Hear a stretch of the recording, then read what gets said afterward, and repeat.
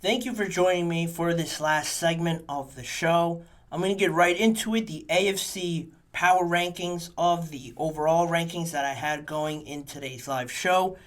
AFC side of things, I think it was easier than the NFC for the last couple of teams that I had. 16, the Denver Broncos, right now it's not looking good. Their situation, quarterback, lack of talent everywhere else on that offensive side of the ball. Not going great right now for the Broncos. Don't sit well in the draft. I have them as the worst team in the AFC. The Patriots sit in a similar spot. No quarterback, really. Lack of talent everywhere else. They sit at number 3, but even still, I think there's a long-term project for them. They were 4-13 last year. They have potential to improve, but still not too much to jump up too many spots in these rankings. I have them at 15. And at 14, I have the Los Angeles Chargers. Even though I love the addition of Jim Harbaugh, deciding to keep Bosa and Khalil Mack, I think was the best thing for them. But you lost a lot on the offensive side of the ball. All of Justin Herbert's targets, reliable weapons are now gone. So you have to do something to replenish that. Are you going to get it all back right away? Probably not.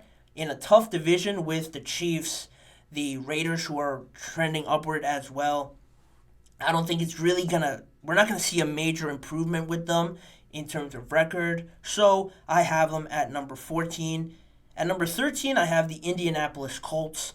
A lot of these teams sit in similar spots. The Colts at least have a guy that they think could be their franchise guy, Anthony Richardson. And I say only maybe, and I think because he suffered a lot with concussions his first year. He was in and out of the team. Gardner Minshew started the majority of it, so he didn't miss his rookie season, but he could have gotten a lot more out of it. Obviously, you can't control injuries, so that's very unfortunate. So they still have to see that development play out, and it could take another year or two before they're really, really competing with an exciting young team. They were able to keep Michael Pittman, which is great. But for right now, I think they're still in a development phase with their team. So I have them at 13. Number 12 is the Las Vegas Raiders. I mentioned them. They're trending upwards. I love Christian Wilkins signing with them to pair up with Mason Crosby or Max Crosby. Devontae Adams is still there. Jacoby Myers was a great addition to them in free agency last season. So that's another team where they have the pieces, but you just have to figure out all the other little things like safety, defensive back, linebacker, other weapons other than Devontae Adams when he gets double teamed, stuff like that. Running back too after losing Josh Jacobs. Those question marks and seeing how Antonio Pierce deals with the first season of him being the full head coach of the Las Vegas Raiders. I like what they did, but there's still some gray areas in some of the spots on their roster. I don't think 12 is bad for them considering where they were a whole offseason ago. That's where I have them ranked. At number 11, I have the Tennessee Titans, another team that I just loved what they did, really changing their identity and scheme this offseason with bringing in Brian Callahan from the Cincinnati Bengals. Calvin Ridley is a big addition, but an expensive one because of his age, and $100 million for him at this point. How much more are you going to get out of him? It's better than what you had last season, but people will still question the amount of money you put into Calvin Ridley. They had some new offensive line pieces. Lloyd Cushenberry coming over from the Denver Broncos to be their new center. L'Jarius Sneed, obviously a huge trade for them to help that defensive side of the ball. To have another star on that side of the ball with Jeffrey Simmons.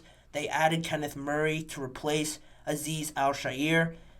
It's looking better for the Tennessee Titans from where they were last year. I think the biggest thing, like I mentioned, is the scheme and modernizing this team for Will Levis to succeed.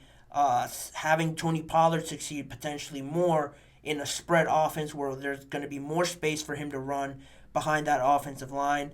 I like it, but big question still with a new head coach, Calvin Ridley, how much are you going to get out of him? Will Levis, it's important to see how his development goes. So I think 11 is very good for the Tennessee Titans. In just one offseason, just outside the top 10, in an AFC that's super competitive, I think they're trending in the right direction. They're on the right path.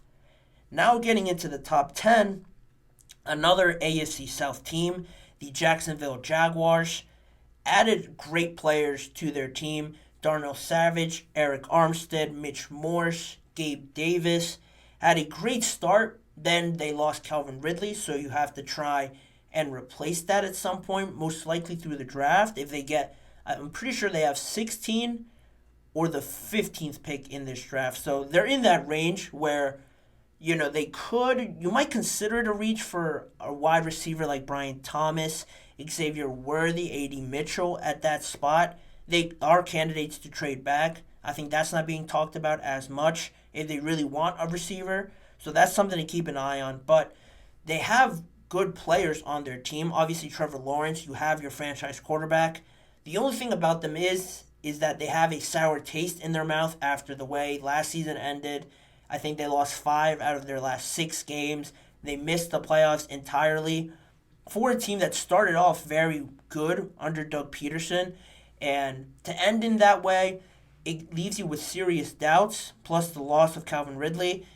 They sit in a weird spot right now, but top 10, I think they have potential to improve on this and have a solid season if they figure out wide receiver, defensive back, secondary, stuff like that. They could be trending upwards as well. Number 9, I have the New York Jets, just because I've praised them at the start of this episode. Great additions, ready to win now. Finally have some help for Aaron Rodgers. Great weapons. Defense is looking even better than it did last year when they were still very good. But its health is the biggest issue. Health of this team. They are a little bit older. Aaron Rodgers, how's he going to look after the Achilles injury? Mike Williams hasn't struggled a lot with injuries, but they've still popped up here or there. Morgan Moses is older. Tyron Smith is older. They're great players, but they have to still monitor that health. And that will be really what makes or breaks this team. If they miss an extended period of time, unfortunately, hopefully not, this team could really just end up as they were last year, regretting and feeling bad for themselves because of how unlucky they are with injuries. So that's the biggest thing. If it all goes great and they're really lucky to have everybody healthy, they're going to be up there with the contenders, I think, because of who Aaron Rodgers is. But I can't put them too far because that injury risk is still very serious. At number 8, I have the Pittsburgh Steelers. And another team that just continues to be slept on. They have great additions in Justin Fields. Russell Wilson is both of them are better than what they had last year. So already I don't know how you think they could get worse than what they were last year. And they finished 10-7 last year and made the playoffs with everything that they had to deal with. It just shows the amount of good players that they have on this roster. If they have managed to figure out the quarterback situation, and Arthur Smith gives you more than what Matt Canada did, and after they fired Matt Canada, the better production that you can get out of them, the potential, I think 10-7 could just be the floor for this team and how well that they could play. And obviously it also has to work out. They need a new wide receiver after they traded Deontay Johnson. They have interest in Tyler Boyd, but they're still sitting in a spot where they're ultimately better than what they were last year at this point.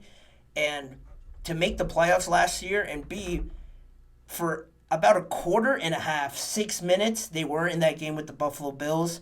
If they have Justin Fields, Russell Wilson in that game, Patrick Queen in that game, I think it could have maybe worked out a different way. I'm not saying the Bills would have lost, but it would have been definitely a lot closer for longer in that game. So the Steelers continue to be slept on. I have them at number 8, though. I don't think that's too crazy, too high for them. I think most people would agree with that ranking. Number 7, I can't put the Steelers over the Bills because the Bills beat them last year. Josh Allen keeps them in contention status. They've lost a lot of players, like I mentioned before, locker room guys, leaders in that building. So that's going to be huge. I don't care what anybody says. That's going to make an impact. How they're going to change their identity, maybe run the ball a little bit more with the lack of weapons that they have on offense, is something to watch. their window is definitely closing in an AFC where a lot of teams don't stay competitive for that long and not get results. So that's something to monitor. But like I mentioned, Josh Allen, Stephon Diggs, you're going to get a good chance at the playoffs and winning a lot of games. So that's them. At number 6, I have the Cleveland Browns, arguably the best defense in the league. Jerry Jeudy, they brought in to help complement Amari Cooper. Deshaun Watson is still there. You don't want to give up on Deshaun Watson, not just because of the money you're paying him, $230 million, but because he has still shown flashes of the talent that he possesses. You don't want to just give up on a guy like that. Nick Chubb had that bad injury last year, but when he is in the game healthy, probably one of the top 2 to 3 best running backs in the game in terms of production that he gives you and how unstoppable they look, quite honestly, when he's running the ball and they have play action off of that and stuff like that. David Njoku took a big jump this past year. I think they have all the pieces already there. Quarterback just still remains that big question for me because Deshaun has shown good plays and good actions, but he also has shown bad plays and bad reads and has just been injured as well a lot. So you want to be out there on the field. And I think overall, number 6 for them is a spot where they can improve upon definitely if Deshaun shows up. But because of that question mark, they can't crack the top 5 for me, which brings me to number 5, the Miami Dolphins. Offensively, they're up there with any team in the league. Maybe the best offense in the league. Another year together, I think it's going to do them a lot of good. Tua still remains the question how well he performs in the playoffs in cold weather. It sounds silly to think about, but playing in Miami all those years and then being shocked by the cold and in these other environments where you're not just used to it, it does take a toll on you, but they added good players regardless in free agency. Shaq Barrett, Jordan Poyer, Anthony Walker, Jordan Brooks, to replace some of those guys that they lost on defense. They've gotten better. You just need to see a convincing performance from Tua and this Miami Dolphins team. And if you get a couple of those, they could be up there pushing top 3 for sure, in my estimation. But number 4 is the Cincinnati Bengals, Joe Burrow. When he's healthy, probably the second best quarterback in the AFC, competing for that spot with Lamar Jackson. I think the Cincinnati team missed out on a big opportunity last year because Joe Burrow got hurt, killing any serious contention that they had in the AFC. They could still have T. Higgins and Jamar Chase for one more year, so you want to get the most out of them this coming year. So that's something to watch and see if they really fulfill the whole potential that this team has. The loss of Joe Mixon does hurt, and that running game, you don't want to have Joe Burrow dropping back a lot more than he did last year and maybe getting hit a few more times than he did last year. You want to avoid that at all costs and seeing him get hit and potentially hurt. But they added Trent Brown to fill in that other offensive tackle role. So they've had a decent offseason, but I would like to see them add more defensively, maybe more on the offensive line or wide receiver if they end up losing T. Higgins. But right now they sit at number 4 because Joe Burrow just makes that much of a difference for them. And now rounding out the top 3 in the AFC, the Houston Texans are top 3 for me because they were in a game with the Baltimore Ravens, showed a lot of exciting plays. C.J. Stroud goes without saying, one of the best rookie quarterback seasons in the NFL ever, potentially. Nico Collins looked great. Tank Dell looked great as a rookie. Adding Joe Mixon as well will make the running game better.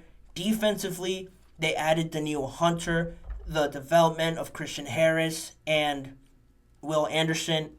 That's huge for them. DeMeco Ryans is a defensive guy, so I'm sure he's going to have that defense as good as any, at least in his division and in the conference potentially overall.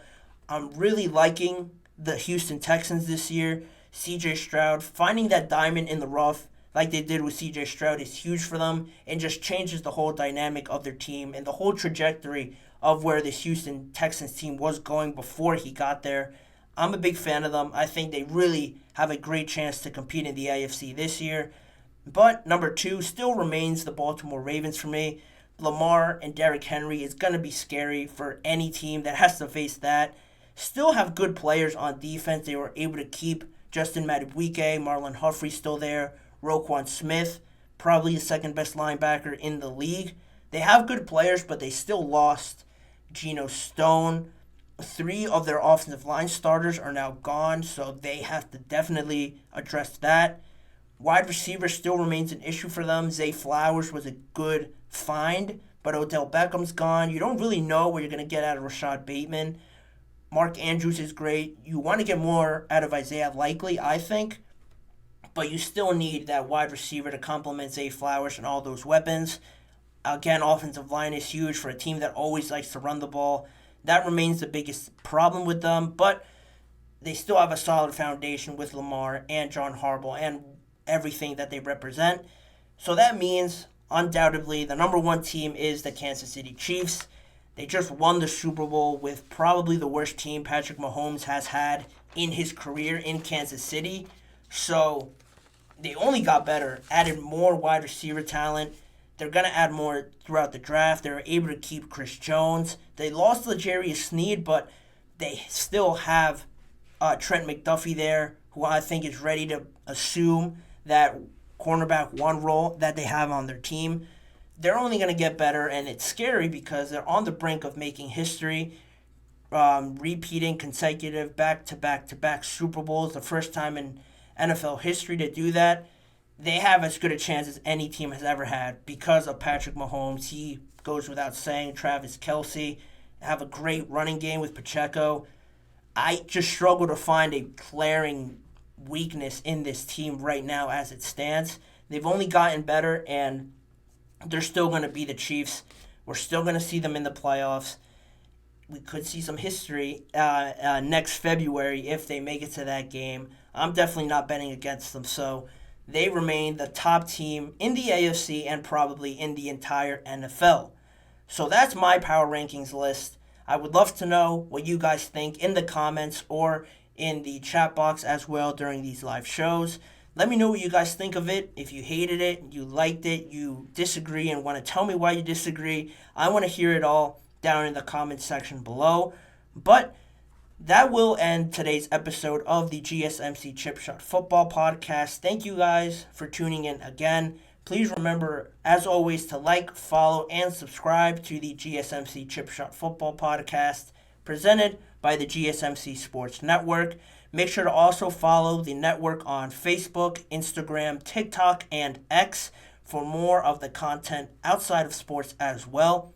If you want to see more of me and this show, go on YouTube to GSMC Sports Network and the Podcast Network channel for YouTube shorts that are posted daily. All the live, full recorded shows are on there. If you want to go back and watch a full show, they're all on both of those channels, as well as individual segment videos from the live shows. In case you missed a certain segment or want to go watch it again, you don't have to watch the whole show. You can go watch each individual segment video on both of those channels as well.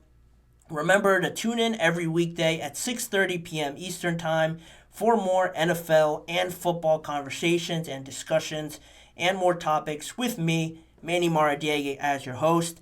Thank you guys again for tuning in. I hope to see you guys all tomorrow.